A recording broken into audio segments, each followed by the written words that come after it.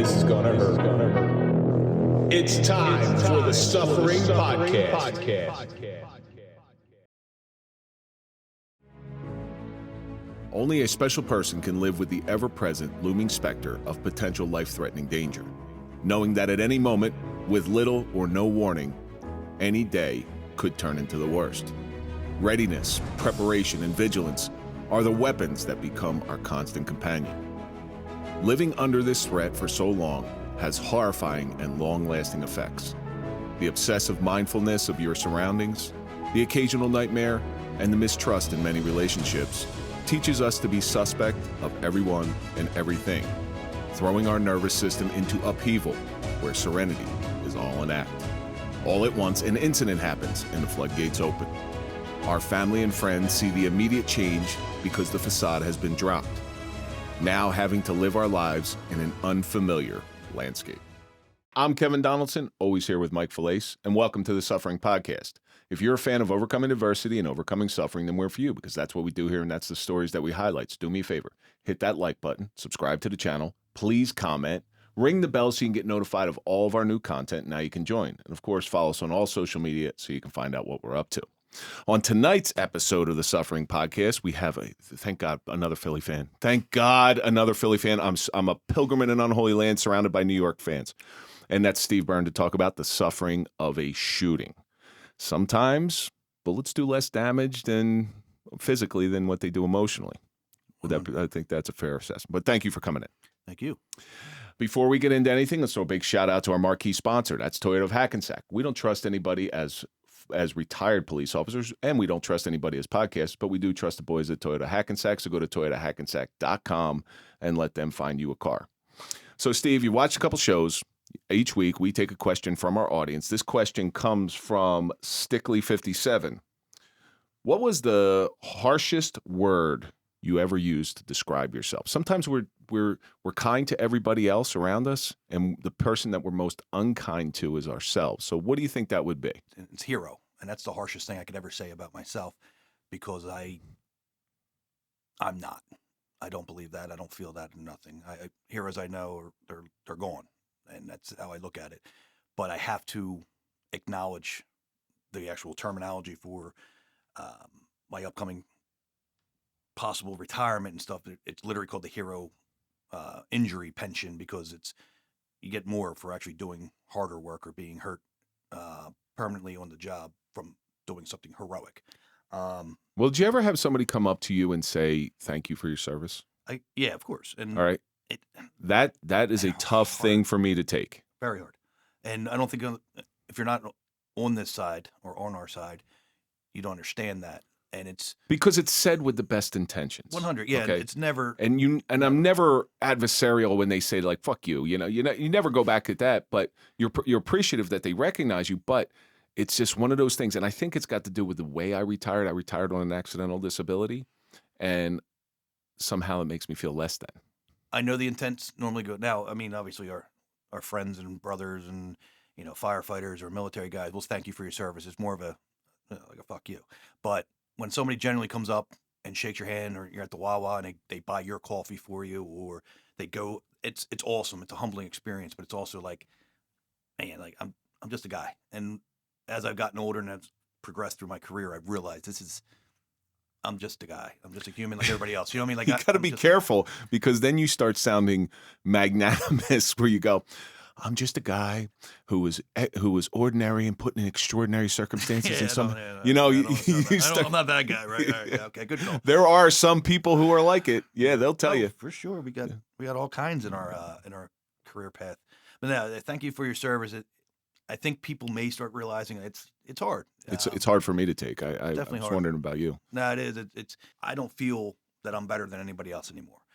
Maybe when I was young, dumb, that cop persona, I don't have that. I realized over time that, hey, it's a game. I'm on this side, you're on that side. I think a lot of it for me too is service somehow implies that this was a job. Okay. Yes, I did choose this job, but that job became a purpose. It became my life. It became everything that I was meant to be. And then it got snatched away the same way yours, and we'll get into that. But for me, I do not look favorably upon myself. Okay. if I am very critical, I'm more critical of myself than any other person on the planet. I often think I suffer from severe imposter syndrome. Yes. You know, when Man. when something doesn't click the way I want it to, I'm like, oh man, I guess they don't love me anymore. So there's the harshest words I say to myself is I call myself a fake, a phony. And even though I lived through all of the stuff that I talk about, it for some reason I feel like a phony some days. And it's a harsh word, and you know, it's an untrue word. Yeah. It really is an untrue word, because only a phony pretends to be something that they're not, and only a phony wants to take everything without putting in the work. I don't think so. I wouldn't say that you feel like a phony. I don't feel like a phony, and because that's the definition that we're using. But I absolutely have the same imposter syndrome where there is definitely times I wouldn't. We'll say because of my incident, this recent incident is now a defining moment in my career, and I never wanted that, and I'm very upset about that. But I also know, as I say, sell my sizzle for things, but also I can allow certain people to parade me around because there's a bigger agenda maybe. That's when I feel the biggest like I am absolutely a puppet right now. I know I'm a number, but now I'm somebody's puppet because they need to make a gain somehow. And I only did it a couple times because normally I just want to be left alone. What has happened in my career, you know, I've done a lot of good things. I've done a lot of bad things, whatever. But this incident damaged my family so bad that I have to leave. And that's where I'm like, it's hard to like, hey, parade me around. I do this honk and wave, and then all of a sudden I'm like, I don't want to be that guy. I just watched something that might help you out a little bit, because it did help me out. My producer and Tom Flynn sitting in the control booth are going to hate this, but so there was a new documentary on Netflix about Elvis. Yeah. All right, I'm a huge Elvis fan. There's Elvis sitting right there. Gotcha. But you know, and I always knew Elvis was very shy and he was very insecure, but this Netflix series really highlights how insecure he is. Now, me being me, think this is fucking Elvis, all right? This is the king of rock and roll, and he felt like an imposter. He had extreme stage fright, so it actually makes things a little bit easier for me. Because listen, I Elvis to me is way up here, and I'm like underneath the table. So if somebody that high feels the same way I do, well, you know what? I don't feel so bad. Feeling imposter, like feeling that, man, I just sometimes more or less like I don't know how I made it to this point. And that, you know, as a supervisor, as anything, it's like, man, I've been lying or hiding, or I'm a good character. Like I can play those personas, and I appreciate Elvis if he had that much insecurity and that debilitating, but he could turn it on. And let's be serious, there's nobody here. That's courage. Doubting that, like. So that's courage. Right, 100. Courage is being afraid but doing it anyway. Sure. Okay, and it's a difference between, fear and being scared of something. So I always appreciate that. So Stickly57, thank you for sending that question in. Keep sending in your questions, and we will try to get them on the air. So you traveled all the way up from Pennsylvania, from the Philadelphia area, sat in 3 hours of traffic to talk to me. Sorry to disappoint you. Hey, I will ask, I know it's not on you, it's on everybody else. I want to thank everyone that's from this area, and just one man's trash is another man's come up. So thank you for Saquon. I know I know you're an Eagles fan, so we're brothers. Listen, but everybody else, thank you. Saquon found a home. Giants threw him away, but at least they got Tommy Cutlets, so they're okay. I can really appreciate a guy like that. So he's a local kid. Yeah. Grew up in Cedar Grove, right down the street, and went to Don Bosco. But come on, let's face it. He's no Jalen Hurts. Nah, but hey, man, give him a shot. He can sell his sizzle. The other one's not doing it well. And I mean, we could all agree that Dallas sucks, but man, these guys up here, they got to be real quiet about it right now because they're like parallel this year. Oh yeah, and the sad part is the pastor of my church is the Jets chaplain. Yeah, right. All right, so I get to see a lot of Jets players. I've been to chapel at the training facility, and I have to sit there and listen. I like they're nice guys, but they're not Eagles. I'm sorry, guys. Sorry. So why don't you give our audience? I know enough about you. I read enough about you, but why don't you give our audience a little bit about you and how you grew up? I grew up in Delco. Delco's a big deal. You've actually had quite a few friends and colleagues up here and speaking with you over your 200-some episodes. Teresa Agustinelli. Teresa is she's been out to help us with our Confronting chaos. Yeah. Her son's a Prospect Park. Dave Voorhees, yeah. All right, so he's in Prospect Park. I grew up in Ridley Park, which is the next town over. My father was the police chief there. He retired in 2012. I have two younger brothers. One of them's a police officer in Ridley Park. Not that you got any hooks. Well, we can talk about it, all right? My youngest brother's a fireman. He was a smart one. He stayed out of the police business. That's good. He's a professional firefighter for Boeing, runs a volunteer house in the area. He's, they're still local. I moved away, Chester County, to get away from the Delco people, but that's neither here nor there. But I grew up in Ridley Park, cop family.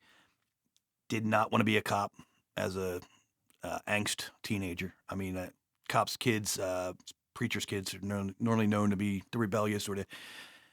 They always have issues. I was an asshole. I'm not even going to sugarcoat it, but I didn't want to be a cop. I was an apprentice, though. I paid attention. My dad went to the academy at 30 years old in 85, so I was 5 years old, and I watched him. So I got some of that. Well, you get it imprinted into your brain. Sure. Like I played football from 7 until 22. I never wanted my kids to play football. Well, my oldest, and I never discouraged it, my oldest comes to me one day, he says, Dad, I want to play football. I will never say no to him, right, but I just won't encourage it. Lo and behold, it is his life now. So we always got to be very careful of our kids because that joy that somebody gets, I'm sure your father had joy from it, it imprints on you. It sticks to you like glue. Yeah, so I have children as well, and I'm actually a football coach for them. And, they're still in Little League. They got one more year for my oldest, Aston, and 2 more for my youngest son's, Xander, before they age out and go into high school. But, same thing. Like, we talk about what are they going to do when they grow up, or we ask them, and I have to back off a little bit by saying you're not going to be a cop because I don't want them to spite me. A little reverse psychology. You got it right. You shouldn't be a fireman. Yeah, right. You really should. Firemen suck. Yeah. Steve, if you're listening here, but Philly firefighter came up with me today. I grow up. I don't want to do this. I'm a whatever. At 17, 18 years old, I was graduating high school when I realized, man, I failed out of or got kicked out of a grade school, Catholic grade school. I've given my parents the run. I got 2 younger brothers, and they're doing the straight and narrow. And maybe I should do something better. And my youngest brother got in the firehouse. We volunteers at like 14 or something. So I was like, I lived next to the police station. The firehouse was behind my house. Maybe I should start doing that. Sense of community. And it literally was, if anything ever happened to me, my parents may not be so disappointed. Like, you could be buried with honors. And I kind of took it. I'm a grunt when it comes to firefighting. My brother moved up. He was a fire chief, still is, both of them. I didn't want that. I just wanted to go and put blue stuff on red stuff. But I really developed that sense of community, that sense of purpose and worth. I went to U.S. Air Express at 19 when I failed out of college to get a regular job and hopefully work out. I was 20 years old, 2000. Looked at going to the Coast Guard. Maybe that way. Didn't do that because I have a peeing next to a guy, pooping next to a guy. I can't do that. I got shotgun disease. I'm not going to. I am what I am. I also applied for the academy. Where we were at in Pennsylvania, most people apply. It's a college thing, and then you go find a job afterwards. It's not affiliated with a department or anything normally. The department doesn't hire you and then sends you. They can, but most of them don't. And there's 47 police departments in my county. So most suckers in 2000, 2001 go to the academy, pay their way, and hope to get a job. And I did the same thing. But that's no different than going to college, not knowing what the hell you're going to do. At least you knew the direction that you're handling. Yeah, and I'm lazy. And I tell everybody straight up, the reason I became a cop is because I'm lazy. I knew the job. I knew it long. I didn't realize I knew how much I knew, but once I went to the academy, I'm like, I'm sleeping through class. Like, this is bullshit. I know this. Well, you have a built-in hook because I've seen this throughout my career where, their father was a lieutenant, their father was a captain. Now they have a built-in provenance. They have a built-in provenance within the police department. If you were to come in fresh, not having any legacy, it's going to take you a little while to earn people's trust. Yep. But when you have a family member, they're like, okay, that dude was a good dude. Hopefully it filters down. Now, it doesn't always work that way. No, it does not. It does not. Sometimes that apple falls way far from that tree. Sure. But you've overcome one obstacle already that most people have to do when they're brand new. So in my experience, that is all true, but I had a tougher experience. I went to the police academy in 2001, over a year, part-time at night, worked at the airport. did firefighting, did all this stuff. 9/11 occurs, obviously. Changes the world. I turned 21 a week later and sitting in a bar in my jumpsuit from US Air where I should be working, but nothing's going on. So we just leave and we're sitting at the bar and celebrating my 21st birthday. The bartender was absolutely upset because I've been there for 4 years celebrating my birthday. But I finished the academy and we're gun ho, man. The country was, I hate to say it, the best it's ever been. We cared. Try to buy a cup of coffee as a cop on September 12th. Ah, Christ. You couldn't do it for 2 years. Yeah. And I'm thinking as a young cop, I'm gonna be a cop. I had no idea what the word meant theoretically, right? I'm gonna be that guy. I'm 21. I have no business going to the academy. I have no business putting on a gun and badge and going out and doing anything, in my opinion, because very rarely do I find a kid who is between 18 and 21 who's ready for that responsibility. And I don't talk about the going in the barracks responsibility, like just being you're the guy we have to look at. So when you get a guy, a lot more than not, when you get a guy who's very young, they have a tougher time getting on because they're just like everything in their life. You know who these people are. Everything in their life is about being a cop. They got the blue line flag on there. You know, they're wearing 511 tactical boots. You know the guy I'm talking about. Absolutely. And everything is driven to them. But psychologically, at 21, I don't think most people are ready to handle that stuff. And I at the time I may have had a distaste in my mouth. But as a wise man who's been through the ringer and all that, I see why we hire military. Yeah. Not that they're ready at 18 to go fight in wars, but when they come out at 20 some years old, they've been going through they have a maturity, hopefully, normally, that I wouldn't have had. I didn't have. So long and short is I get hired. So I don't get hired. I get out of the academy and I'm looking for a job. Now, there's one job for 2,000, 3,000, 4,000 people in just my community, if you will. And even with my dad being a police officer at the time, that should be something to help me out. I get hired by my first town as a small part-time as Norwood Borough, which is on the other side of Prospect Park. So the part-time officers, they throws you off. They rack my brains. It's the dumbest idea, and I'll tell you why it happened. The FOP, our union, they figured out it was a deal with the municipalities on how they can make some money on the side, but bring on a guy or girl at part-time doing the exact same job for a fraction of the cost, no insurance, working more hours, not getting overtime. And who are you to say, hey, I worked 66 hours this week, boss. Do you think I can get overtime for that 26? And now you're blackballed. You ain't getting another job. Mm-hmm. And that was the reality for a long, long time. It's weird now how everything's shifted since 2020. But I couldn't buy a bucket, as I said. I tested everywhere. I number one a bunch of places, and I just couldn't get it. In June of 2002, the police chief in Ridley Park commits suicide. Mentor of my father's, 50-year guy, caps himself. My dad was already in the push to be the next chief just because it was natural progression, not that he was a big political guy. He had school, he had all this stuff. So now he has to they named him. He got named in July, I believe, June or July. And I went to watch him being a cop, on the street, town guy, now he's the boss. And that's it's a weird thing for a kid to see. Even though I was 21, I was like, man, he's not the grunt no more. He's the guy. And it's weird. 3 months later, I got my first job offer, and I don't know why, but I go in this interview, and works. Yeah, right. I'm being interviewed by the police chief at the time and counsel, and the whole interview is about my dad. And I'm this kid who's I was the black sheep of this family. I'm trying to do my own thing. Yeah, I know that, but I need to do my own thing. And I realized then I'm like, man, I'm in for. All right, let's do it. And you would think, well, Byrne's all right. Byrne's dad's a boss now. He's 2 downs down. He's cool. No, I got the opposite. Byrne knows everything. Oh, Byrne's daddy's going to get him a job. Byrne's this, Byrne's that. And I was like. I can see how that would happen. Nepotism, yeah. You're talking about 8-man departments. Yeah. But I look at the dickheads who are doing this to me, and I'm the fresh rookie who has some know-how, but I just don't know how, right? And they're talking shit. And I'm like, dude, you're the one guy, man, he knows if he ever crosses me, we're going.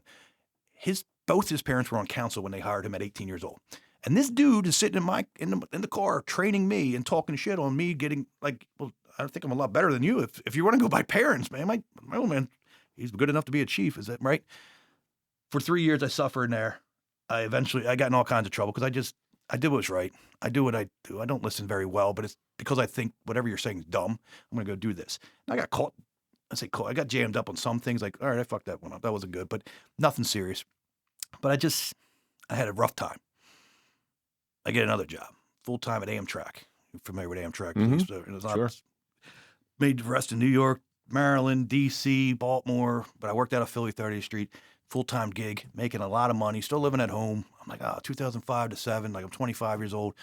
And I realized, man, this is a security job for me. I'm not knocking the guys, men and women there. Hey, it's a tough job, but it's not a police job for me. It's not a cop job. We're not allowed to do drugs. We're not allowed to It's do a bombs. different type of police. It is. And I was okay at it, but I also was like, give me the street, get me on the road. Let me go do some crazy shit. Like I'm too rambunctious. I leave. I decide like I had problems there. Got blackballed. Guy died, and it ended up getting to my next apartment, which kind of pissed me off. But I eventually realized like, all right, I got to find something new. And the city of Chester was testing, and I decided, yeah, I'm going to give up all this money. I'm 25, 27. Biden just got us a huge contract. They gave me a 5-year rate at 2 years full time, but they gave me my back time for Norwood. So I'm getting 5-year rate, even though you have 2 years, and it was part time, right? But I'm making like $56K plus unlimited overtime. I don't know what to do. And I left and I finished number 1 overall in Chester's fire and police test in a terrible city. If you don't know it, please look it up. It's awful. And I knew that. I grew up 2 miles away. I knew it was so bad that I didn't go there as a kid, but I was hell-bent on like, this is not a cop job. Let me go do a cop's job. And, I found it. Westchester, Widener. Widener's in Chester City. Widener University. I looked at Widener. Okay. And I remember driving through Chester. and going, Nah. fuck. Yeah. We have an orientation with Widener University every September at the beginning of the school year where we bring all the young freshmen who are all from South Jersey and have to explain to the South Jersey kids that it's not okay to cross the bridge. You can't cross 95 and go to the standing bar because nothing good will come of that. We can't be explicit, but we have to have that conversation. And still, we have to capture or recapture some of our students who I don't see it that way. And invite I say Chesterites, the civilians of Chester, to their parties, and then wonder why they just got robbed at gunpoint or maybe a sex assault. And that's reality, and they don't understand it. These young kids, and it's like, oh my God, every year we got to do the same thing. Willie White Shoes Johnson was not enough to bring nasty, me. Who was nasty not player. enough to bring me to Widener. Cheers. And as a matter of fact, Mike, my partner, I think he did a semester at Widener and realized that school wasn't for him. Well, it's either the school or the community, right? Yeah. My father actually graduated from Widener. A lot of great people come from Widener. Widener is in a tough town, though. But I elected to do that job. And I didn't tell my parents. I thought I was being real slick. I really didn't tell anybody. So I took the test, finished number 1 on both. Get the call, hey, do you want this job? And it's the female controller at the time. And I was like, are you offering me like a full-time police job? She's like, yeah, do you want it? And I was like, hey, I guess. And she's like, do you really want it or not? I was like, yeah, I mean, I'll take it. I wasn't super enthusiastic because it was also like, I realized I told my dad, this is my last hurrah. If I can't function here, if I'm the problem, I'm the common denominator, right? Well, that's a lot of maturity for a 25-year-old to say that. Hey, you come to you're like, hey, I've had problems, and they're not huge problem, but it's a personality. It's really a personality issue with me. Me and my personalities have issues with others. But I was like, you know what? I'm taking this head on. Took a giant pay cut to get shot at. Thought I was in big leagues. I will tell you, I was pompous as shit. I thought, man, I'm hot shit. Fuck these guys over here. They don't know what they're talking about. They don't know what they're talking. I'm going to the big leagues. I got the fastest eyes in America. I ain't running after anybody, but I know the job. I've been around. I've done some things. And my training, I tell you, that when you finally see a fastball. Yeah, oh yeah, you know what I mean? like a major league fastball. When you see a major league fan, you're like, oh shit. What you done, dude, now? And I was driving around with a guy I went to the academy with years back who went to Chester rather early, so he's got years on me. He's driving me around, bro. Driving me around. He wasn't even my FTO. He was filling in for the day. And, we're driving down the street. It's 8, 9 in the morning. And he turns off real quick off 291. And he's like, do you see that? And he's a Spanish guy. I was like, I didn't see what? He's like, the hand-to-hand. What? I just saw one guy walking down the street. And they did a hand-to-hand through the window of a house. And he saw while we were doing 60 miles an hour this way. And I'm like, dude, what are you talking about? And then we go and we chase down a guy. And, he had some weed on him. A little bit later, I get a domestic call at the end of the shift. We go behind his apartment building, and I'm with my FTO, who's my dude. And this guy, we're both woken up. It's a subject with it's a domestic, maybe with an assault. Our radio stopped working. We're behind an apartment building, and this guy comes out the door, and he runs into us, Spanish kid, and instantaneous, boom, breaks leather. My man's drawing down right on him, and I'm looking at him like, what the fuck are you doing? And he's yelling and yelling and yelling, and it's not that I'm scared. I have no idea why he's freaking out. Like, it's just a guy, and he's right where I'm about to grab him. And I was like, this guy's fucking crazy, my FTO. And I grabbed this kid, put him against the wall. I got a big-ass nightstick because that was what my thunder was. I'm patting him down, and he's yelling still commands, and he's saying something. I hear him say knife, and I look down. The kid had a knife. I never saw it. Never even, and he ditched it before I touched him. But I was watching this, like, missed the whole thing. We end up fighting and beating each other. My first day, like, literally break my glasses, rip my uniform, this whole ordeal. But I never saw that knife, and he was within us. You know what I mean? It's like, man. The biggest mistake an officer makes, whether they got 20 years on or whether they got 2 minutes on, is that complacency, right? Yeah. Listen, you could work in a town for, a small suburban town forever. And, I'm living proof of it. It could pop off at any time. But the problem is in Chester, you have some of these guys with experience. They are so hyper vigilant. Man, 100. They are so hyper vigilant because, you got them. They're for good reason. Oh yeah, for good reason, and they're seeing things that you're not seeing, or maybe they're not. They're anticipating things that they should. I should be. You should, and that's why you're getting trained, right? Yeah. But I realized then I was like, ooh, I better knock that cockiness off a minute. I gotta figure this out. Knife will go right through those vests. Man. Eventually, I find out from my father. It was after one of my guys passed. I've lost quite a few friends, much too frequent. Literally didn't wake up one day. And his father, we used to have a club. We used to call it. Your father didn't wake up? No, I'm sorry. This officer, a friend of mine, he was younger than me, 30s. I think he was 31. Chris Senko. His father was a police chief as well. So we had like a little club, like sons of police chiefs, and like there's certain people invited. Like cops' kids were one thing, but if you had a boss kid out here or something. The key component to any law enforcement officer being the best version of themselves is through education.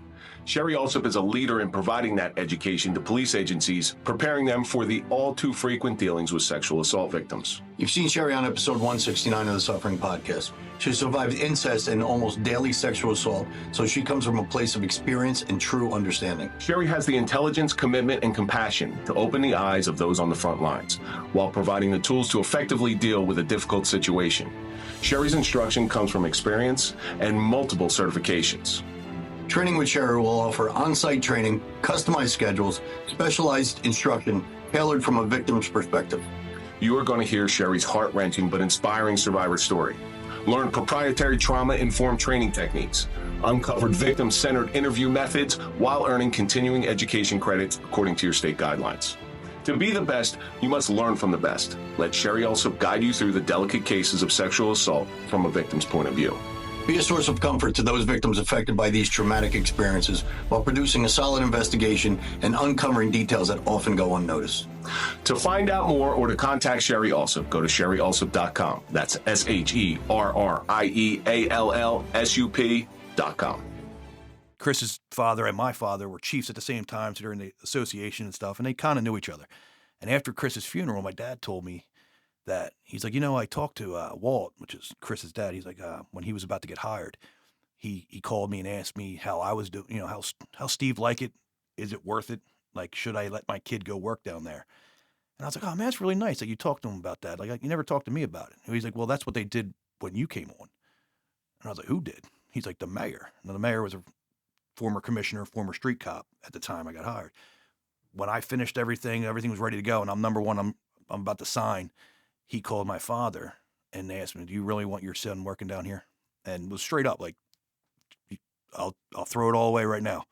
And my dad's like, I'll give me a minute. Give me a couple of days. I'll call back. And then I find out he went to my girlfriend, who went to Widener at the time, and went on a lunch date with her and talked all about me.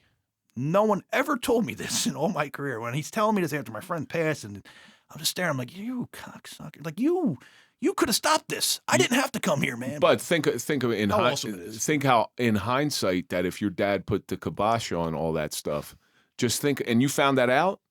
now all of a sudden, like, think about that as, I don't know, do you have kids? I do. You have, think about if you did that to, oh, you did tell me, for football. Oh, good. You think about your kid, like what that would do to him psychologically, especially a young guy. Yeah. And your father's in a tough spot. He doesn't want to see his child get hurt, but at the same time, he doesn't want to squash his dreams or potential fruitful career. All right. And, my parents, they still are mad. They're big mad. And now after everything and I have a very good relationship with them. I talk to them for advice a lot. I know that they're happy with what's happening to me now. And I say that as in today and not what happened earlier this year. Because they had it was tough for them to say, you know what? Yeah, let them do it. Let them figure it out. I want to say confidently, like they knew that I could handle it.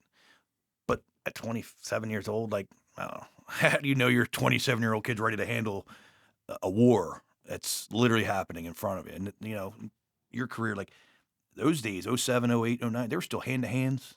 Everything was closed on the corners. And that was probably, so in 07, 08, oh God, did we have cameras in the cars yet? I don't think, if we did, we just got them. Right.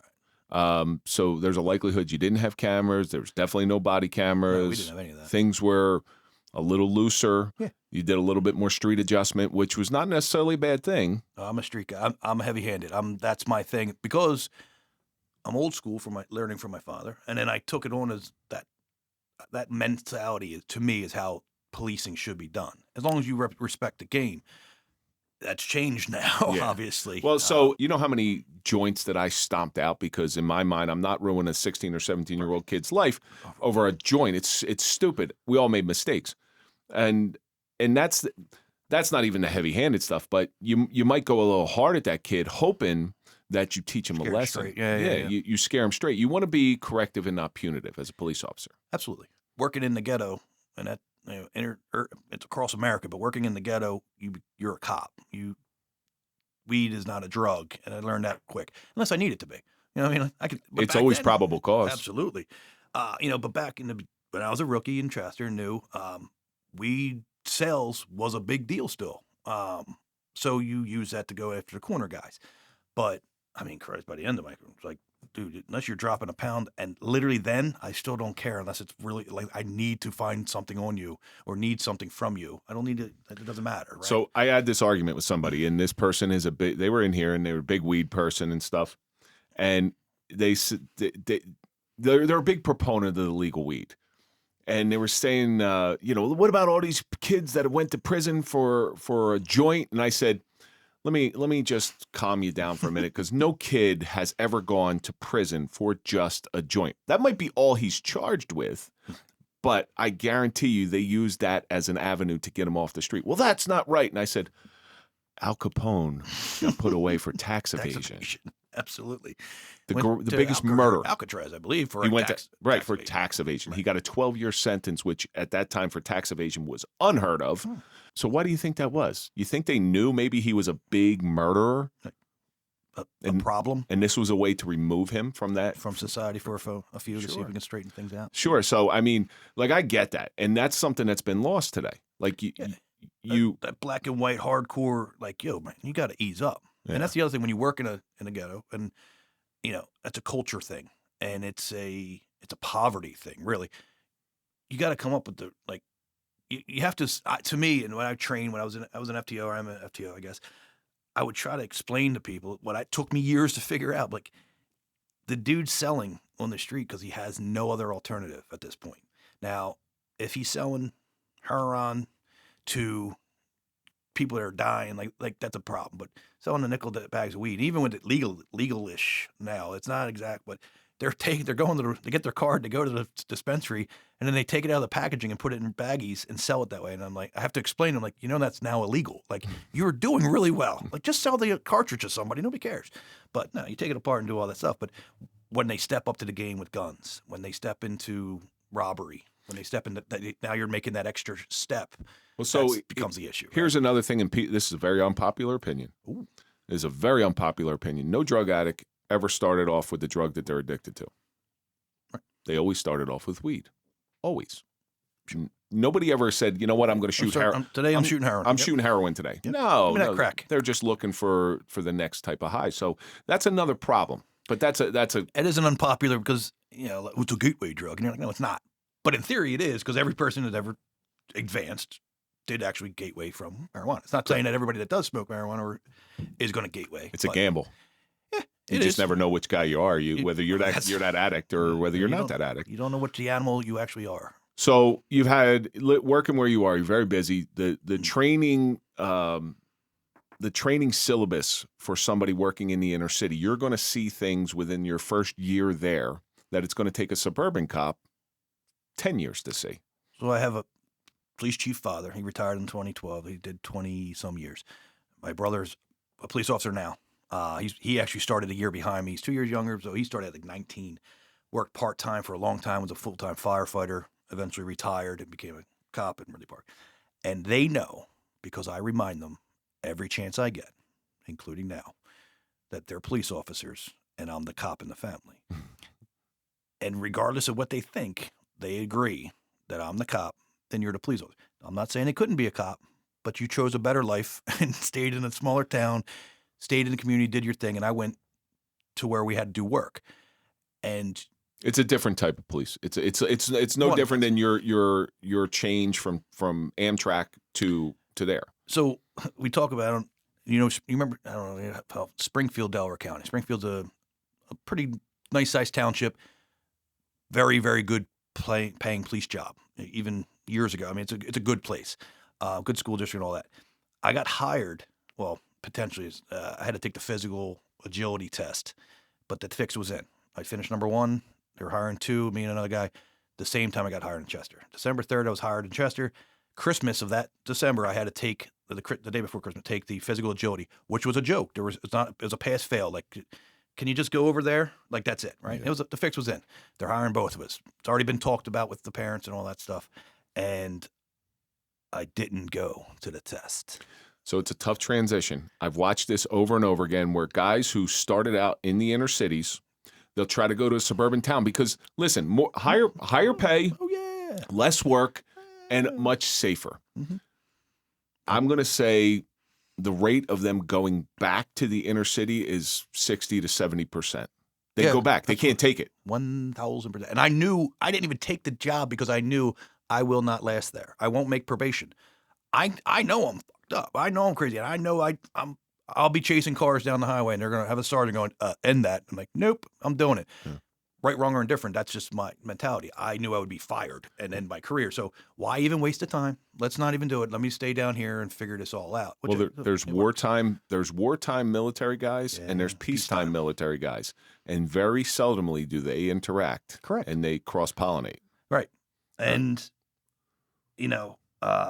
because of how busy you were, you probably were given a lot more leeway on the things that you did because of how busy you were. We could say that and hypothesize that, but the fact is, the city and the department's so fucked up. Just like every police department. We say that, and it's a dick measuring kind of how bad is your place? How bad is that? Like, and very rarely do you see a guy who's like, dude, I love my job. I love going to work every day. They may say that maybe at the beginning, but most seasoned guys are like, dude, I just want to get done. I need to finish this. Well, you know how I do the benchmark? I'm going to tell you how I do the benchmark. Let's go. My department was a 28-man department. My police chief was chief for 23 years. He was sued 29 times, lost every single one of them except one. Sued from you or sued from city people? Sued from his guys. Right, so like union problems. Yeah. Okay. No, actual lawsuits. Hostile work environment, stuff like this. Yeah. Gotcha. 23 years. Yeah, so there's reasons how he kept his job. He knew where the bodies were buried. But, right. But that's the benchmark that I use, all right? And that's definitely not me doing a dick measuring contest. That's just say because terrible hostile work environment. But right? it was so bad because it almost made you sick to go out on the road because you don't have to worry about the bad guys out on the street. You got to worry about the bad guys in headquarters. 100. So that's where things. So here's the difference: when you're busy, and this is why I talk about wartime vets and peacetime vets. When a department's busy, the piddly bullshit kind of fades away because you don't have time for it. Right. But when you're slow, Oh, they got nothing else to do. You know, Idle that's when hands. in the military they worry about your shaving and Yeah. your gig line and all that shit. Idle hands. So you've had a lot of hot calls. I know you've had a lot of hot calls. The first time in Chester when you have to pull your weapon, I don't want to know about you pulling the weapon. What was the after effects of you pulling your weapon? Where you almost, you know those calls where you almost, your finger is actually on the trigger and not down the slide. What was your reaction afterwards? Was it calm? Was it an adrenaline dump? So there's this imposter syndrome or whatever. I've, in my career, so starting from Norwood, technically, actually, I don't think I had one in Norwood. So starting Amtrak, I've been around and involved in 25 officer-involved shootings. Damn. As a backup officer, mostly, a first responding officer to an incident. This is supervisor, obviously an actor, union boss, good amount of them. We had a lot in Chester, but I've been in touch with this, right? I couldn't tell you the first time I pulled my gun out. It's been 22, 23 years. Like, I've done it in Norwood. Now, bringing it out is one thing. Like, some people freak out. I actually talked to a guy who's like, never once in my career did I take my gun out of the holster. And I just stared. And as I'm angry, want to smack the shit out of the guy for pretending we're the same, I literally was like, man, that's great. And I meant that. It took me a second to, like, man, good for you. Man, you did it. I went on a fishing trip upstate New York, Lake Ontario. It was an 8-hour tour. It pissed me off. That's a whole other thing. The guy was a retired New York State corrections officer. Owns a boat. We drive up 3 hours, get on a boat for 8 hours in Ontario looking for king salmon. We got nothing. And I'm pissed about it. But I literally get on the boat with this guy, and I'm carrying. I carry everywhere I go. I can give a shit about the law. I don't care. Like, that's how I have been a lot, and now I have to, right? And he says something, you Leoso. I'm like, I don't have no idea what he's talking about. I'm like, what? He's like, are you a Leoso? You Leo? I'm like, are we speaking code? What? Oh, my gun. I was like, yeah, I'm a cop back home. Man, sorry, man. He's like, are you afraid of the fish? And I laughed. I was like, no, I just don't know if I need to have a hostile takeover of your ship or whatever. But, kind of joking back and forth. It's called a mutiny. Yeah, right. And so he takes, he's like, oh, I'm off the job, or I just retired New York State Corrections. I don't knock corrections officers anymore. Like, I ain't doing their job, right? No. But New York State, I'm like, hey, congratulations. I say that anytime I meet anyone that says I'm retired off the job, or I'm like, dude, you made it. And I genuinely mean that, regardless of who you are. Good, you made it. So he says it, and I'm like, oh, this would be a cool trip. Then he starts asking me, like, what's the worst thing you've ever seen? Like, that shit. And I'm like, dude, you should, like, really not be the guy. But point being is, he told me, he's like, you ever pull your gun out? And one of the great questions he had, and I'm like every day, like all day, every day.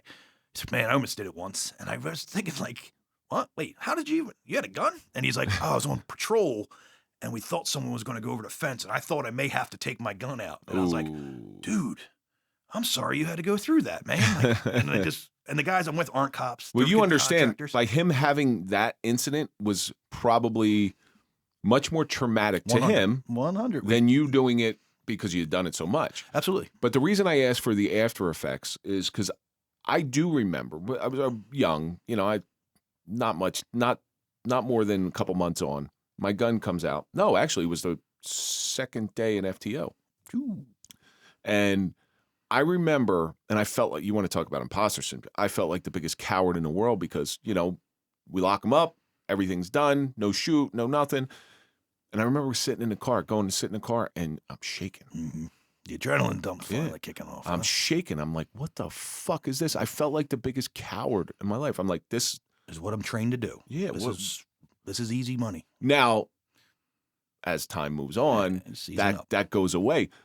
But do you ever have that? So, all right, I'll do the opposite. I know I'm skipping this story because I don't know. That's the honest answer. I don't know. I don't think so because I've trained myself at this point. It's hard to remember earlier stuff. I have a TBI. I have other things, but I'm working part-time. I'm working by myself, neighboring towns by himself. So at night, you guys, calls were pair up. Guy who's in the other is one of the baddest motherfuckers I've ever met. And he's a Muay Thai kickboxer with belts for days. And he looked like nobody. But Jesus Christ, you need a fighter. I've seen him do things and turn people into things. So He gets a call for a suicidal subject. We get to this big-ass house. It's 5 a.m. He had to wake up and put his uniform back on. One of them guys. I show up. I'm like, hey, what do you need? He's like, I guess we got to check this house. There's apparently somebody who knows? It's like an unknown. Clear the house. I'm on the floor. I don't have my gun out. It just doesn't register at the time. I was probably naive at the time. Like, I should probably have a gun because if they're willing to kill themselves, right. But I didn't think that at the moment. I walk up the stairs and I get to the top of the stairs. I'm, smart enough to stop and observe before I take the next step. And there's a doorway and there's a woman sitting crisscross out, whatever, Indian style, like just sitting on the floor. And I look at her and she's got a butcher's knife. And I'm as close as, but she's on the floor. She's not a threat to me, in my opinion, and I did not feel threatened at all. And I'm just staring there. I was like, hey, why don't you put that down? Why don't we go talk to somebody? And she's drunk or whatever, and she doesn't say no, but she doesn't do it. She's just kind of waddling a little bit. And I'm like, just trying to have a conversation. I'm 22, 23, new guy, hey, we're gonna have a rapport.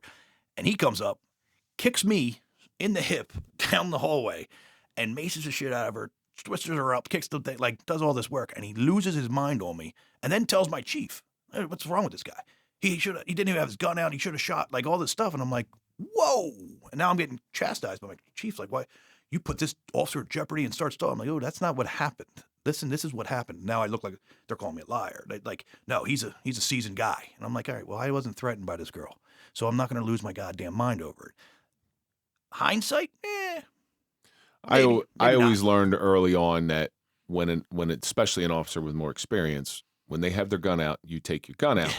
The reason being is they may see something you don't. 100. Yeah. And I didn't realize that, but when I went into Chester and I started seeing, why is this guy pointing? Oh man, I got to really pay attention. Yeah. Maybe I should take so that's the reverse back. situation. Right, yeah. But I want. If you give me a second, I'll try thinking. It's hard for me now. Well, the adrenaline dump. So as I know what you're speaking as of, though. Scary as that is, scary as it is, when it leaves you after the first or second time that you do it, man, it's kind of the downslide of your career. It's the beginning of the downslide. It takes a long time. Because you should always be afraid, be scared that you almost took somebody's life. I go to a domestic call, and this girl's weaves out, one boob out, she's fucked. The guy beat her ass, and she's holding the baby, and she's like, just take him out of here. And she's fucked up. And we're like, no, you're going to jail. So we got him in cuffs, and then he's like the guy in cuffs is telling the cops or telling his brother to take the baby from her, and she's not to have it because it's the father of the baby. And his brother's like, yeah, all right. And I'm like, yo, boss. I was like, you ain't touching that goddamn kid. I was like, get over there, And now it's me and him. And I have a couple of choice words with him. And the dude kind of realizes, all right, I'm not going to win this one.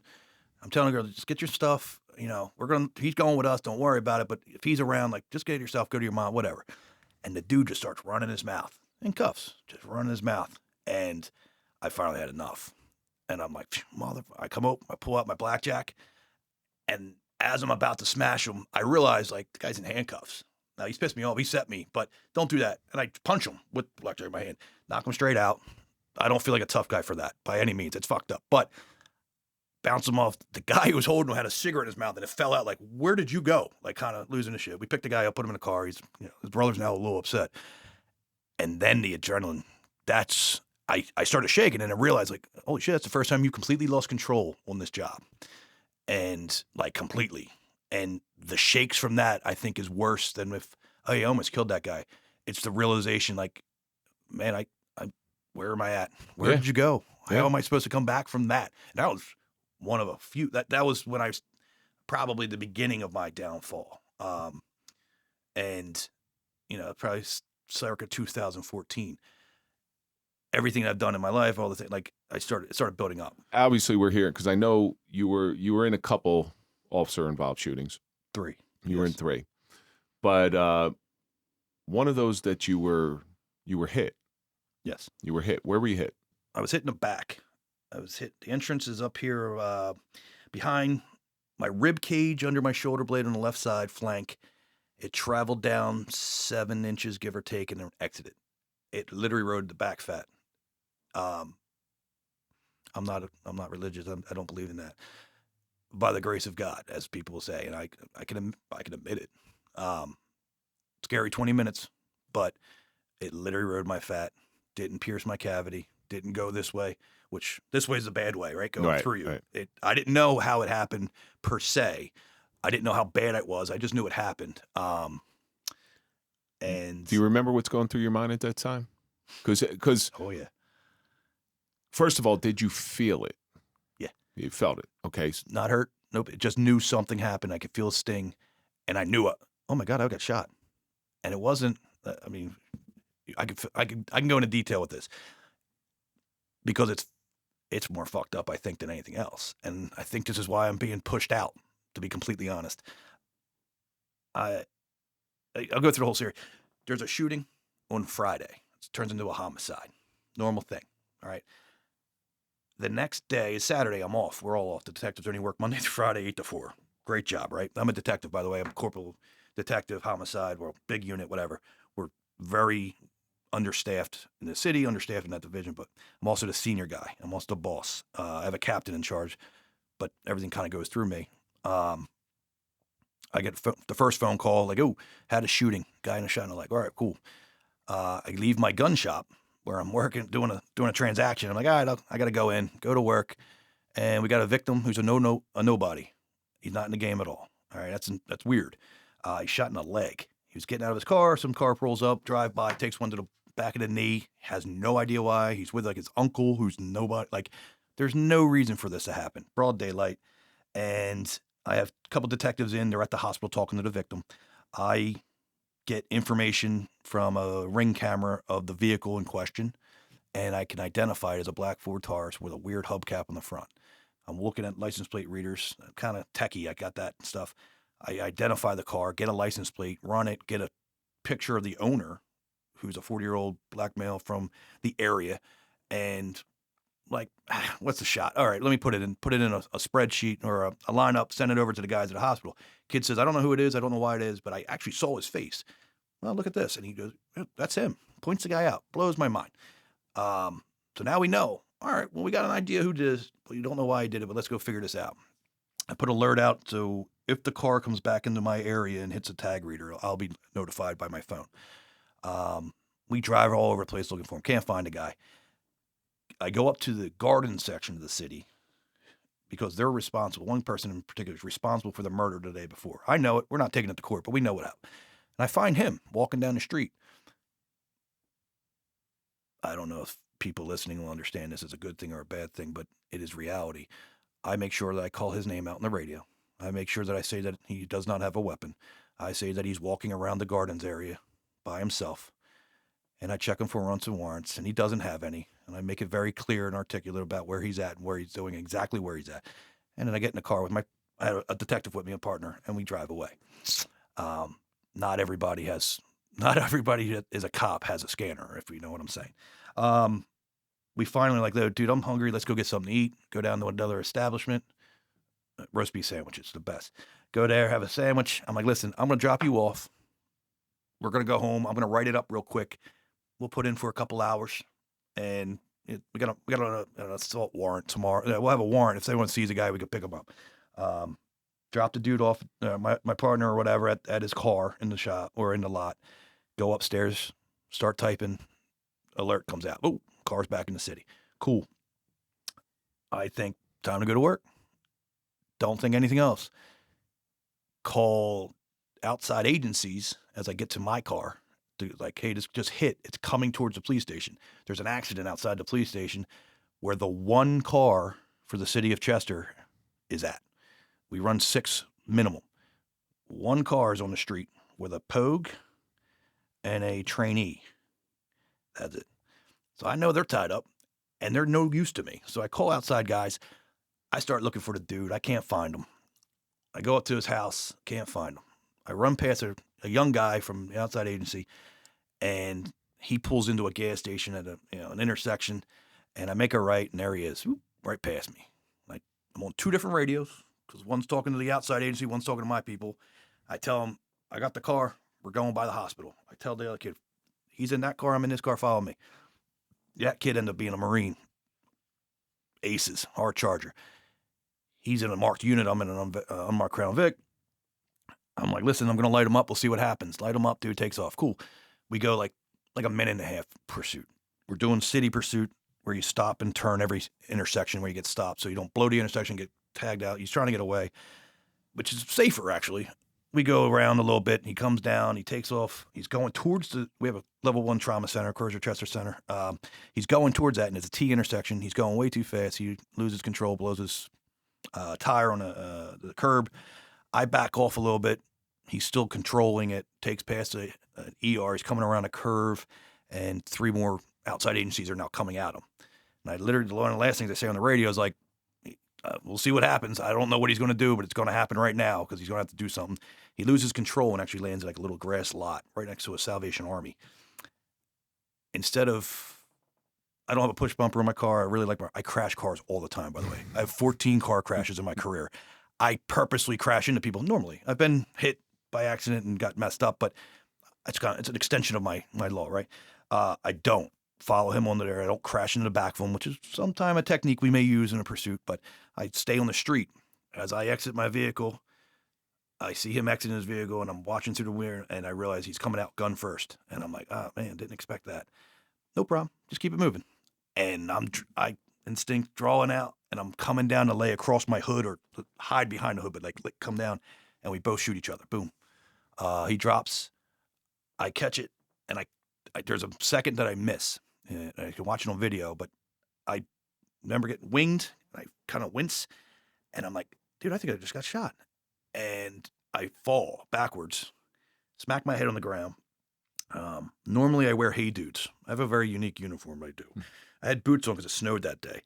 If I had the Hey Dudes on, when I hit the ground, my feet came up, and they would have shot off, and it would have been phenomenal in the video. But I kind of come to, and I'm in a prone position face down next to the car, and I'm trying to figure out why my mirror for my car is laying on the ground and like in pieces. And I hear the other cop who was with me, the guy in the marked car, shooting. And I'm like, that's the realization. Your question was, what did I feel or what do I know? The movie 300, the euphoric feeling of finally I've met somebody, like that feeling, like the smile, like, why are you smiling? Arcadian says it's like, look at, why are you smiling? Because finally, maybe somebody down there is waiting to give me an honorable death. That euphoric feeling, like, oh, I'm in it. I'm not out of it. I'm finishing this thing. And I climb up, and the guy actually sits back up. He was still kind of engaging, but he sits back up, gun in, and we just finished work. We go to work. Both of us empty our mags. The last few shots, he pops unicorn stems. Like, I see his brain come out of his head. And, okay. And I look at the other cops who are around. I don't realize some of them were shooting as well, but they're all outside agencies. And they know me. We all know each other. But I'm like, I know I'm hit. All right, now I got to take care of myself. And I kind of motion. I'm using my gun, believe it in the video. But I'm like, go up there, check him out, check the car. I got to go. And nobody understands what I'm saying. Siren's going off, and I was like, in the video, I shrugged, like, God damn it, man. Like, I go into my car, I remag, and then me and the other guy, we walk up, clear the car, and I finally, like, I don't know, that's starting to dawn on me, like, I don't know what's going on, like, this could be bad, let's get out of here. And I grab a guy, I'm like, you got to take me to the hospital, man. So there's a constant in here that I'm well aware of. It's the lucidity. Okay. You know you're hit, you know you're shot, yet you're looking at your mirror, you're just calm. Yep. You're just, your mind is functioning, because not every cop does that. No. I know this firsthand. Not every cop does that. Some of them will run and keep running, but then thankfully there's enough guys in there that are ready to stand their ground, get the job done, do the work. And that's something, man, as many times as I tried to explain it to people, like I talk about after my shooting, the keys came off my antenna and dropped. And I'm like, oh, my keys. And I just put it back on. I'm in the middle of an active shooting. Mm-hmm.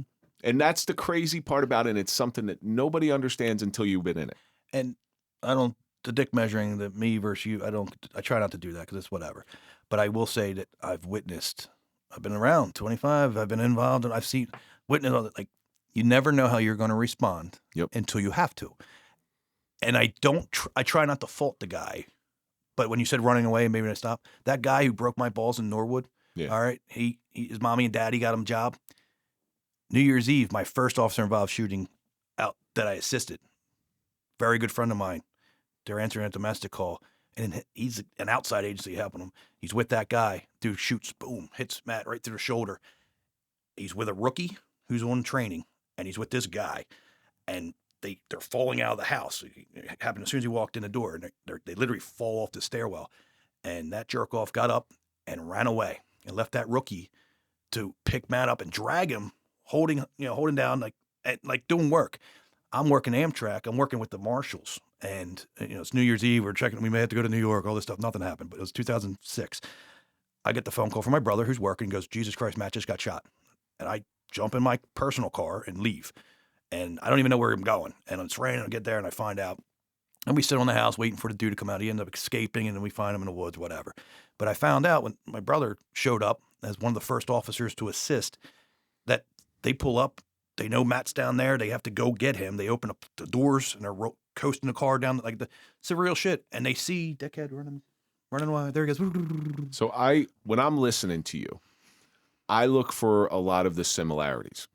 Now, too many cops, they fight for trauma trophies. Well, my shooting was worse than yours. And listen, I did more work than you, and I did. But with the shooting, the similarities that I've experienced, it's actually refreshing for me to hear. All right, because when you go through it, if you don't have any benchmark on that, you're going to think, I guess I'm fucked up. I'm a little weird. Like that. But when you hear somebody else have the same exact experience, somebody who you've never met in your life, all of a sudden it calms you down, and it lays credence to how you reacted. And you reacted the proper way. We got video of a kid. He doesn't work with us. He's a muscle guy. He's a short guy, but he's jacked up, juiced up, but whatever. He actually does the muscle man competition and shit. He Buster Badass, right? That's what he does. He walks around like that. And we have video of this is after my second shooting. I'm off. I'm taking a little sabbatical, and there's a car chase. The captain goes to open the door, and the guy shoots through, he actually technically loses his arm. His arm's still attached, but takes one right through the arm, and into his side. He wasn't wearing a vest. There's a woman filming the whole, because it's the end of a pursuit, so there's a woman just filming, and it's perfect. It's the only reason we didn't lose the city. But this guy shoots out. There's 6 cops. This musclehead's at the back of the car. He's got the best advantage to put it right through the back. And he drops and hides under the bumper of the car. And the captain gets shot. He falls back. He's on extreme blood thinners because he has a medical condition, and he knows he's in trouble. Another rookie pulls up, rips his stuff out, the bag on your passenger, grabs the captain. They put 2 tourniquets on, whatever, takes him and saves his ass. The rest of the guys put in work. 2 people were in that car. 1 didn't make it. The Suffering Podcast welcomes our newest sponsor, Keto Revive. Ketamine infusions that are personalized, accessible, and holistic.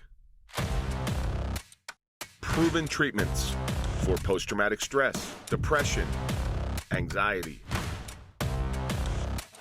chronic pain, neuropathic pain, and so much more. Keto Revive is physician-operated with customized treatments tailored to you and an outstanding support system. Keto Revive offers first responder special discounts.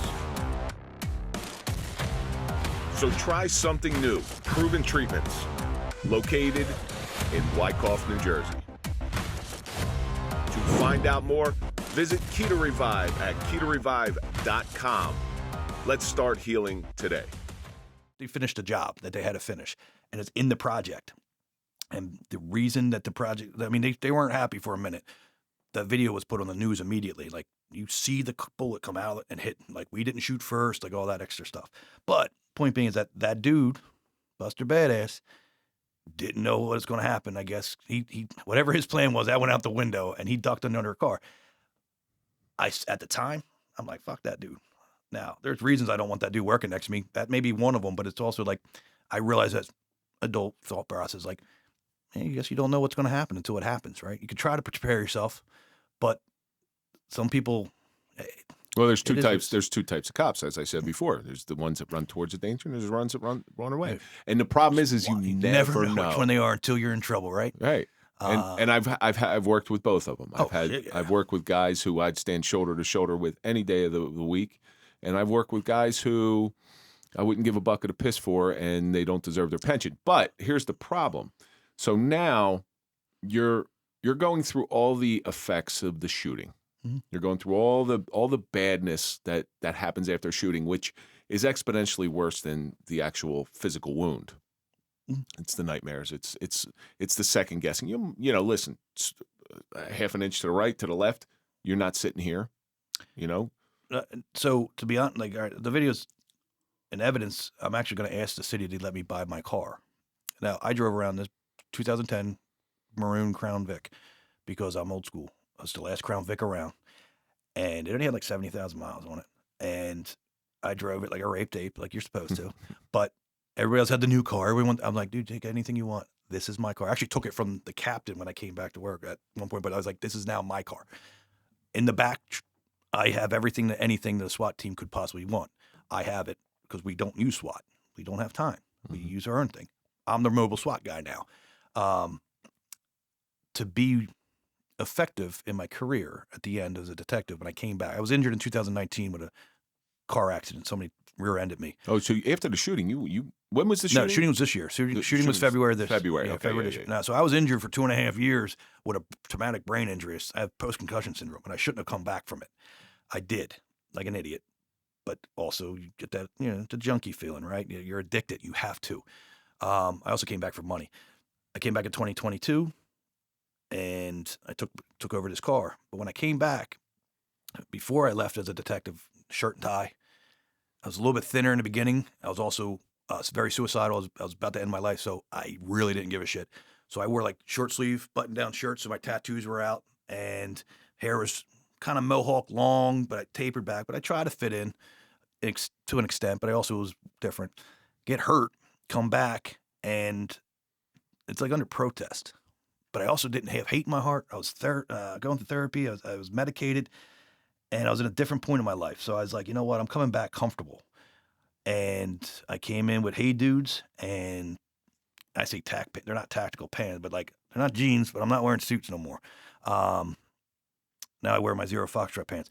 Like I started wearing T-shirts. I'd have a suit if I had to go to court, but like I wore hoodies like I'm wearing now. And when I went on the street, I got a totally different response from people. People talked. And all the other detectives were like, dude, we're wearing suits, breaking our own. What are you doing? And I'm like, I'm the senior guy. Go fuck yourself. But also, I'm like, you remember that? You asked me for information. I just found you 3 witnesses to your murder because they talked to me that night and they wouldn't talk to you when your crew cut. Like, and I started selling that. And then my commissioner is a little, everybody I work with, they're a little concerned about me. So they're not really challenging it. And all of a sudden I'm having production, or producing, which is different. I have Gage's earrings. I had them when I came back. I didn't take them out. And I was trying to hope somebody would challenge me because I'm going to bring up all kinds. Like, I'm that guy. I'm pushing the envelope a little bit, but I also realized, like, man, I'm having a lot of success here. I solved 6 homicides in those 2 years I went back. I was 0 for 7 before that because people were talking, right? When I get involved in, so I got to a Crown Vic, I would change the front license plate. We don't have front plates in PA. To goofy shit. I used to have a fire plate, fire department, because I have a maroon car, so it kind of looks like fire department. So it throws the guys off on the street that are looking for the. You're like, is that it's a fire chief's car or whatever. I could sneak up a little bit quicker. Did that for a while, and then I finally was like, you know what, screw this. And I put a license plate that says blessed, and it's a joke. But I wanted to push to see if I could actually get the administration to be like, dude, you got to take that off. And I'm like, whoa, you going against Jesus? You going against the man? Like. And it's also, that's part of the culture in the urban society, right? So if what happens is it blends in, and I get into areas that I normally wouldn't get into, and I get like a 2-second gap. I can jump out on somebody. And it kind of became a joke, like every other cop from every other time, man, you're crazy. What are you doing? And I'm like, this is glorious. I still have that license plate on that car right now. It's sitting in the lot. I got hit. My scars are the size of a golf ball or bigger. 9mm from a high power. It's a nice gun, by the way. I got hit, and when the doctors are talking to me, they're like, what rifle got you? And I'm like, yeah, it was a handgun. I saw it. They're like, not that I've ever seen. And then they show me the wounds. It hit the hood of the car. As I'm dropping down, the first bullet ricocheted and opened up and hit me like a fucking golf ball. Went through me like I got one out. The second one went around my head and hit the A-post and went through my mirror. Now, when I came back up to re-engage the actor, I may have threw one in the seal. We don't talk about that little guy, but It's the one that got away. that car took 2 rounds for me. And if that car doesn't, now I got to think, oh shit, the trajectory is that thing should have never hit the hood. It would have probably hit the dome. And then I look at the car after the fact when I finally could make it back to the city to empty the car out. It had all my weapons, it had all the stuff, and it took me months to get down there and do it.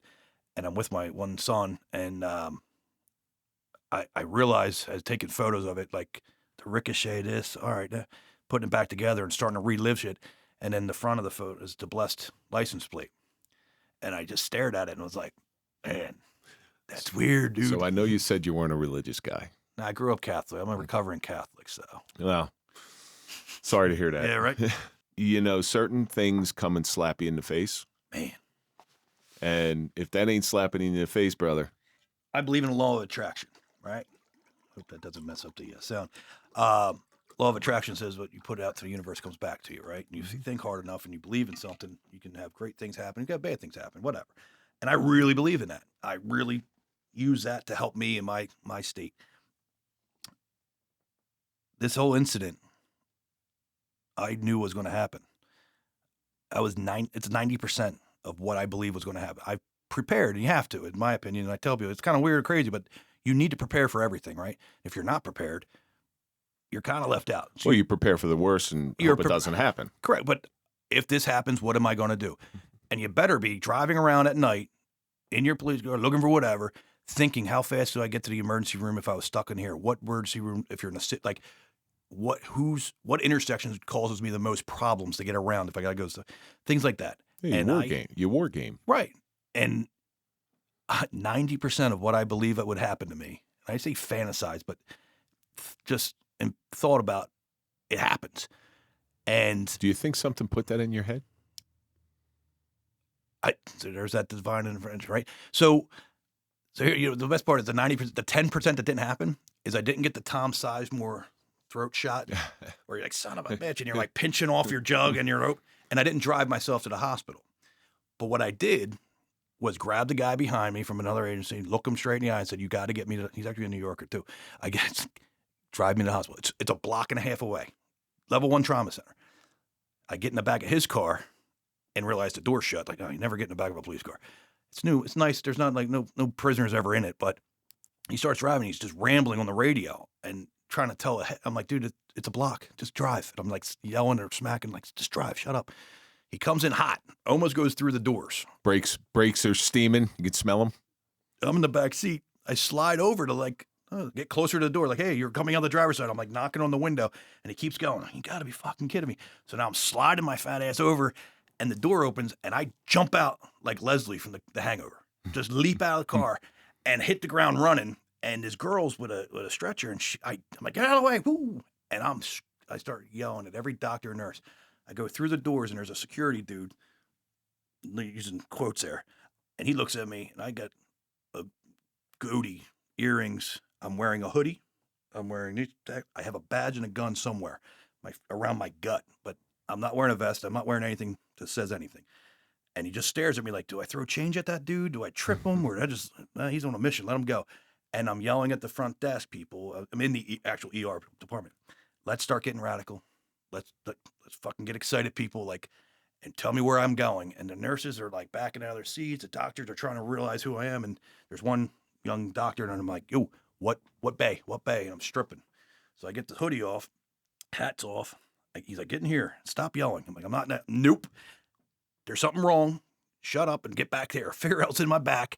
Nurse is like, calm down. We need to cut I'm like, you're not cutting any of my clothes off. You're not touching anything. I was like, just shut up. You get back here and figure this out. I'm good. And I started unstressing and I'm stripping. And I had my gun on, so I slide it over, and when the cops are starting to show up, they secure my piece of it. I get to my underwear and my socks, and I'm like, okay, what next? And they're like, just lay down and calm down. I'm like, oh no. this adrenaline goes off and I drop. That's it, man. So like, let's go. I eventually get calmed down enough. So I lay down. The nurse who I've been screaming at's an angel. I realize I have to call my wife. She's a hospice nurse. We just got married in November of 23. So we've only been married 3 months, right? And we've known each other for a minute, whatever. So she's a hospice nurse. She's working. I don't realize it. One of my phones made it to the hospital. I'm trying to call her. She won't answer. I tell the nurse, oh, shit, she's a hospice nurse for University of Penn. I can't get a hold of her. She's like, I can do that. I got a secure chat. Boom. She gets a hold of her. Meanwhile, there's 3 cops, one from Prospect Park, Eric Davis, Fire Chief Mikey Norman, and there's another person, are driving to where they think my house is because nobody knew where I lived because they have to pick her up. That's all they heard is Byrne shot. We got to go. I'm trying to get a hold of her. They find her at this patient's house and they're driving her in. During this I got 20 minutes, right? I'm in the hospital laying down. I grab the cop. I say, yo, do you got my brother's number? And it's the one guy working from the city. He's like, nah. I was like, get out of the way then. Another guy from another town comes over. Like, you got Tommy's number? He's like, yeah. I'm like, call him. Tell him to call my parents. Call my other brother. They need to get here. My parents are in Florida. I'm like, just tell them you don't know what's up, but you're going to find out. But I'm okay. He's like, I got you. He walks out the room and he cold calls my brother Tommy. Tommy answers the phone. He goes, dude, your brother's shot, 2 to the chest. It don't look good. 2 to the chest. He came in and saw he don't know, right? But that's the message that went out across the lands. Everybody in America, Byrne. Everyone that knows me knows I probably ain't wearing a vest because I stopped doing that. That's dumb. It's an idiot move, but I actually would have missed. It would have went around it. But that message I can't control. And that's the hardest thing of all of this is that message has fucked me up more than anything else. And control is an illusion, right? That took years off of my brother's life. Both of them. My parents, my wife, my kids, anybody that's really a part of my family outside of that, to hear that, oh man, he's not, here it is, cancel Christmas. When I get shipped up to the CAT scan, this nurse is wheeling me. She's like, listen, just like your brothers picked you up and got you here, we're going to get you. Ooh, before something happens to me and I'm no longer talking, I walked in here, I'm running I ran in here, I'm walking out. And she's like, okay, Jesus Christ, you're weird. Get to the CAT scan room, and that's when I finally by myself. And I have 2 minutes. And I literally laid back, and I thought, well, here you are, bud. And all I could think of was like, man, I didn't go out like that Acorn bitch. That Acorn sheriff in Florida, you ever see that? Oh, my God. And I literally, my thought process was like, this is it. But I did everything I could to get to this position. I'm here. Let God play it out. You know what I mean? Like, I'm here. Well, don't leave us in suspense. Did you make it? I think I did. Okay. So what are you doing with that information now? So you have the burden of knowledge. Okay. You've been involved in multiple shootings, but this one got you. Yeah. So you have certain amount of information in your head, and you're still probably struggling. I can tell you right now, you're still struggling without even asking you that question. But now it's your job in order to let that stuff out because there's people who need that information. So selling my sizzle, if one, I don't want this to be my defining moment. I've done so many great things. I'm sorry, my friend. Right. I know, but I've done so many great things. I've already written a book. It's a bathroom book. Like I write, I have a gun shop. I have a personality, a character I've developed that everybody knows. That's St. Byrne, that guy. And that's a character I have. I go to bar, I go to things, I do functions. The regular me, I hate society. Like I want to be inside, drinking my beer by myself at my house with my wife. Like I don't want to, but I have to step up and do that character. Don't be that guy though. Yeah. That's how the darkness creeps in. I have the confronting chaos over coffee. It's a like-minded individual, retired officer from a small town where my shop is, a good friend, and a retired medic who is now in charge of SISM for the county. We came together and decided, like, enough's enough. We've lost so many people to suicide. We're losing people left and right, veterans, first responders, all. And we just started doing, there's a coffee shop involved, which is Craig owns, just gatherings.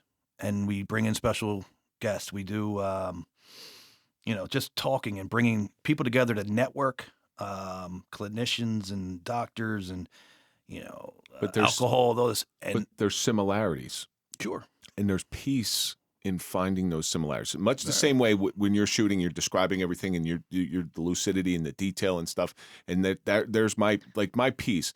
So a lot of times when I speak to officers who were involved in a shooting, and they're thinking they're going crazy, all right, they're thinking they're out of their mind, and then when I said, well, no, you're not alone, because this officer here, and this officer here, and this officer here, it's very common. Now all of a sudden they don't feel so lonely.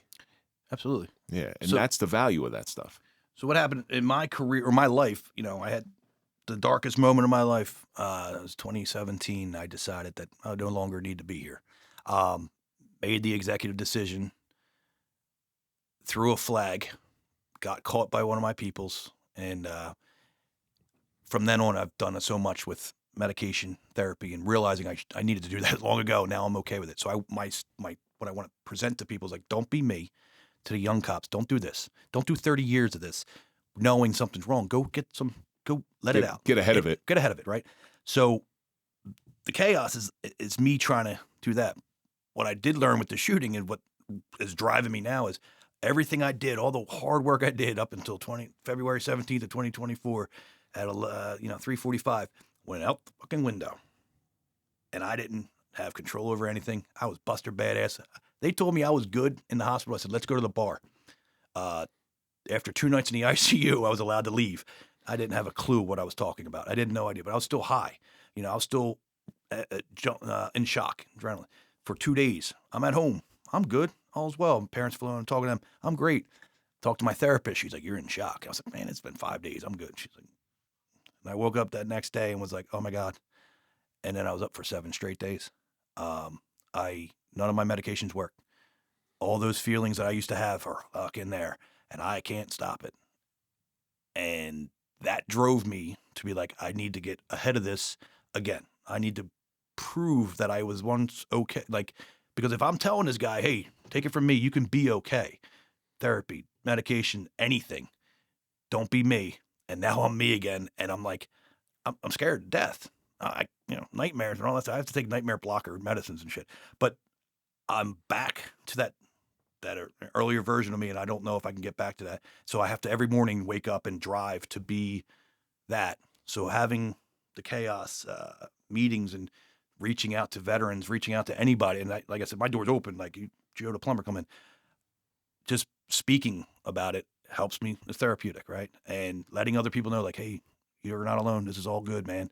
The one piece of advice in doing that I would give anybody, and I saw this with him, okay? And he's been gone now for 6 months. I thought I was being proactive in what I was doing, and it sounds like you are to a certain extent. You're hosting these events, and you're co-founding this stuff, and you're going out and you're reaching out and stuff like this.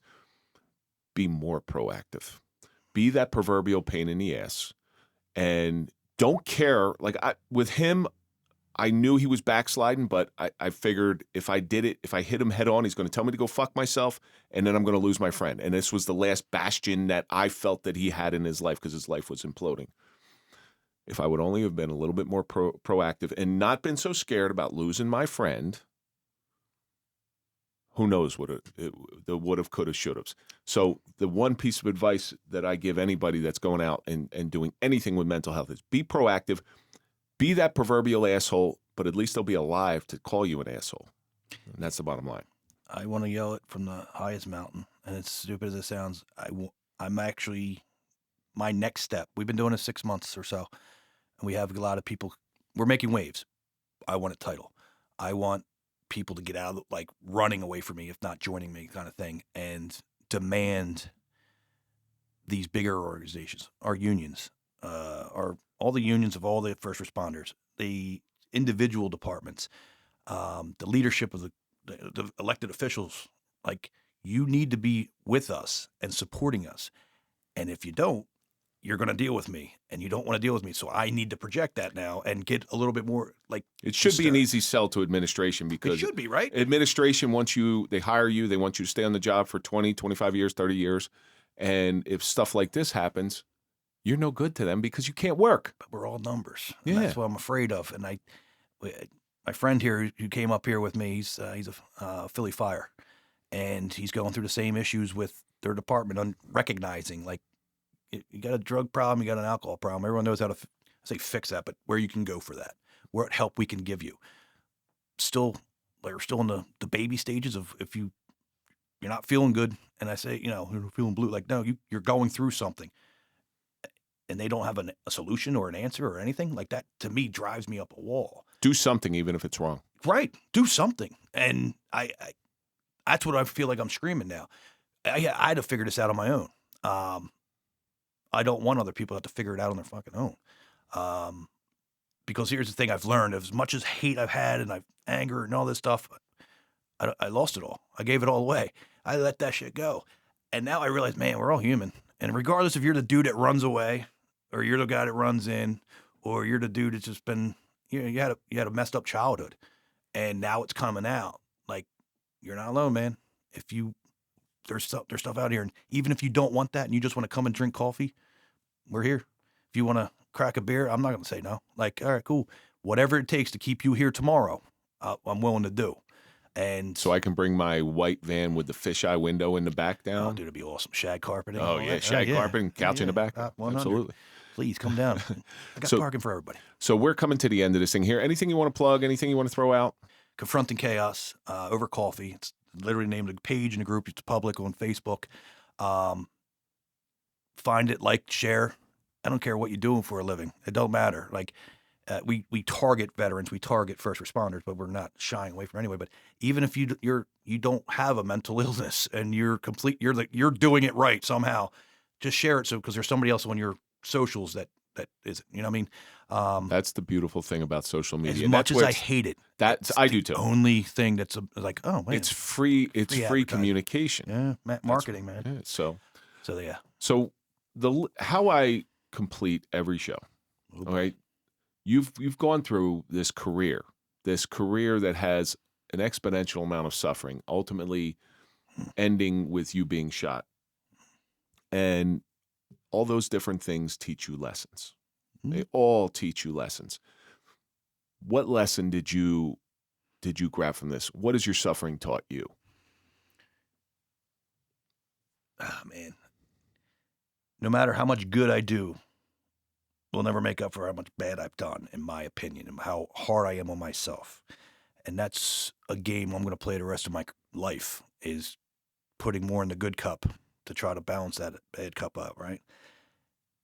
As much as I hate the fact that I was a police officer, or as much as I hate police work, because of the politics, because of the bullshit, not the civilian, not the game, I get a bad taste in my mouth. But I realize, man, I've had a great career.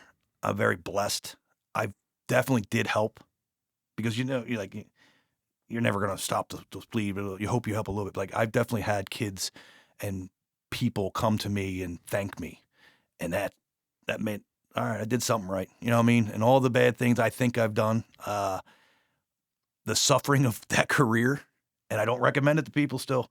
But if you do it, embrace it and do it well, because at the end of your suffering and your career, there's better things to go about, and there's other things in life, man. So you're finding something now that there's 4 stages to life. There's your birth, there's your fall, there's your redemption, and then there's your restoration. Your restoration usually doesn't happen until you die, but your redemption is a big one, and that's what you're wrestling with right now. That redemption. There is nothing you did in your life that is bad enough that cannot get taken away by a simple word. 2-word phrase. I'm sorry. Yeah. And guess what? I can't say I'm sorry to myself, though. That's the issue. The only forgiveness that you should have is for yourself. I appreciate you coming in, Steve. Appreciate you having me. And I know you're destined to do great things because you're driven. Okay? You got to have a passion for doing this type of work, and you have it. Thank you. You have it. And that's going to do it for this episode of the Suffering Podcast, the suffering of being in a shooting with Steve Byrne. And let's think about all the stuff that we learned. Parents definitely imprint on their children. Never squash your children's path. Adrenaline dumps are very real. Not all wounds are visible, but most importantly, there's peace in finding similarities. Yeah. And that's going to do it for this episode. Don't forget to go to popple.com, put in the code TSP20 for a 20% discount on your digital business card. Follow us on all social media. That's Instagram, Facebook, LinkedIn, Twitter, OnlyFans. Follow me at Real Kevin Donaldson, and of course, follow the Suffering Podcast. We'll see you on the next episode.